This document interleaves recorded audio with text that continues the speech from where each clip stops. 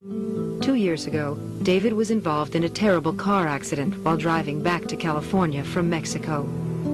There was a problem with the car, and I landed in the highway with my head first. Okay. But like this truck that is coming by,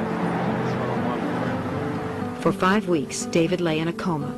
Serious injuries led to the loss of his right arm. But to everyone's relief, when he regained consciousness, his mental capacities seemed to be intact. He was articulate, he was intelligent, not obviously psychotic or emotionally disturbed. He could read a newspaper. Everything seemed fine, except he had one profound delusion. He would look at his mother, and he would say, "This woman, doctor, she looks exactly like my mother. But in fact, she's not my mother. She's an imposter. She's some other woman pretending to be my mother."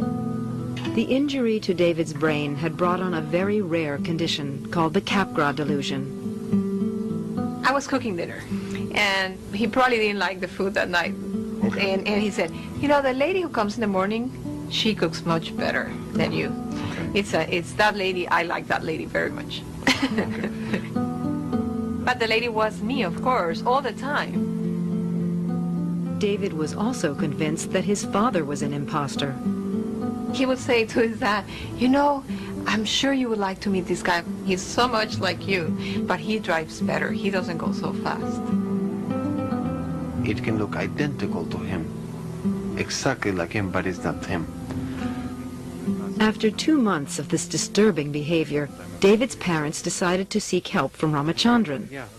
But when you looked at the person who looked like your father, what was your feeling? Did it look like there's some other person who resembles your father? Is not really your father, something like that? Exactly. There's a difference of the fact that I know that that person happens not to be my father. Uh-huh. It is not my father or my mother, right? Okay. I don't expect things from that person as I would expect from my parents. No, they I got to coma, the teacher today. David not only had delusions about people, he also believed that the house that he lived in was just an imitation of his home. One day he started getting really angry. "I want to go to my house. I want to go to David's house. I want to go to David's house." And we're in the apartment. And I'm just going, what am I going to do? So I decided, I said, "Okay, David, let's go." So I took him down the stairs. And I went around through the back, came back through the elevator, took him to bring, the same apartment. And I said, "This is your house." And I opened the door and I said, "Okay, ciao." And I just left him there alone. It was the same apartment. And he looked at it and said, "Oh yes, this is my apartment." Things like that would happen. Right. And then maybe a few days after, he would start saying, "I want to go to my house. David's house. This is not David's house." Amazingly, David sometimes referred to himself as the other David, as if his own self were an imposter. The Capgras delusion has been known since the turn of the century, but has been treated as a curiosity, an anomaly. The standard explanation, which you find in most psychiatry textbooks, is a Freudian one, and the idea is something like this. This young man, like most young people, when he was an infant growing up, he had strong sexual attraction to his mother, the so-called Freudian Oedipus complex. No, I talked to him and I said, he cannot evaluate me because I'm not playing. He said, "Wait, you're not evaluating where, for what?"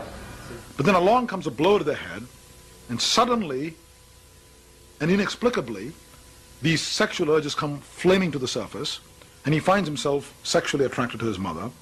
And he says, "My God, if this is my mother, how come I'm attracted to her? How come I'm aroused? This must be some other strange woman." Now, this is an ingenious explanation, but it doesn't quite work. Because I've seen a patient who has the same delusion about his pet dog. He'll look at his pet dog and say, "Doctor, this is not Fifi. It looks just like Fifi, but in fact it's been replaced by another identical dog." So how does the Freudian explanation account for this, unless you start talking about the inherent bestiality in all human beings or something like that? So what really causes the Capgras delusion?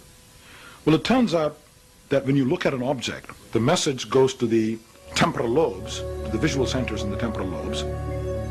But seeing is a multi-level process. After you've recognized it, you also need to respond to the object emotionally. This is obvious when you look at a Picasso or a Rembrandt or any beautiful picture. Even when you look at, say, your mother's face, the appropriate emotional warmth has to be evoked. Or when you look at a lion, you have to be afraid. And all of this is part of the visual process, but happening in a different part of the brain. Whenever we look at an object or a face, the message reaches the temporal lobes, where it's identified.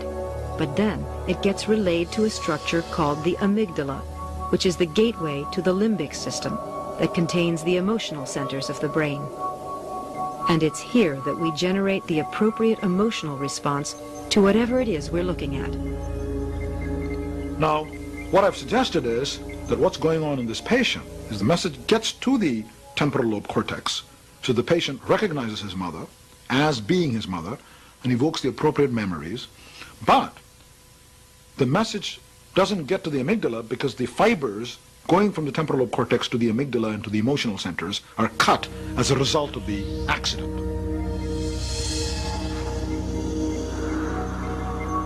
Therefore, there is no emotion, there is no warmth. And he says, if this is really my mother, why is it I'm not experiencing any emotions? There's something not quite right here. Maybe she's some other strange woman pretending to be my mother. Ramachandran's hunch that David's delusions were being caused by the rupture of specific brain circuits was lent unexpected weight when David's mother recalled a breakthrough with the phone. David, ¿cómo estás? Tu papi. We got so tired of him saying, you're not my dad, you're not my mother, you're my mother. We decided, okay, you go downstairs, call on the phone and said, David, hi. And on the phone he would know he was his dad. On the phone he never ever Had this problem. had this problem. So on the phone, he'd always recognize On the phone, as his father. As his father, no When problem. he saw him in person, he would In say, you person? look like my father, but But you're not my really father. No. This shows the patient is not crazy. Why would he be crazy in person but not on the phone? The answer is there's a separate pathway that goes from the auditory cortex, the hearing part of the temporal lobe, to the amygdala. And that pathway was not damaged to David by the car accident. Therefore, when he listens to his father on the phone, there is no delusion. Yeah, great. This is a lovely example how you can take a completely bizarre neurological syndrome, maybe from the X-files of neurology, which no one really understood, a person claiming that his mother is an imposter, and then come up with a very detailed explanation in terms of the known anatomy of the brain, saying, here is where the flaw is, and then doing an experiment that takes just an hour to do, So this first one's... and showing that this is what's gone wrong in this patient. Okay, are you comfortable? To test his theory about the Capgras delusion, Ramachandran arranges to measure David's galvanic skin response, which is the basis of the lie detector test. If David's brain were normal, he would react emotionally to this picture of his father. This in turn would stimulate an almost indiscernible increase of sweat on his skin and a heightening of electrical resistance that can be measured. The prediction is that when people with normal brains look at photographs of people they don't know, they will not respond emotionally. So there will be no change in skin resistance. But a familiar face will prompt an emotional response, and invariably there is a change. Now the question is, what happens with David? If Ramachandran's theory is correct, pictures of his parents will not evoke an emotional response, so the line should remain flat.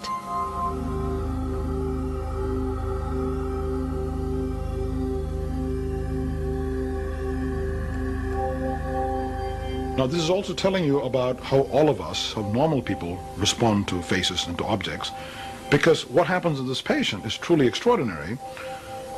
The lack of emotional response actually leads him to this very profound delusion that this person is not really his mother.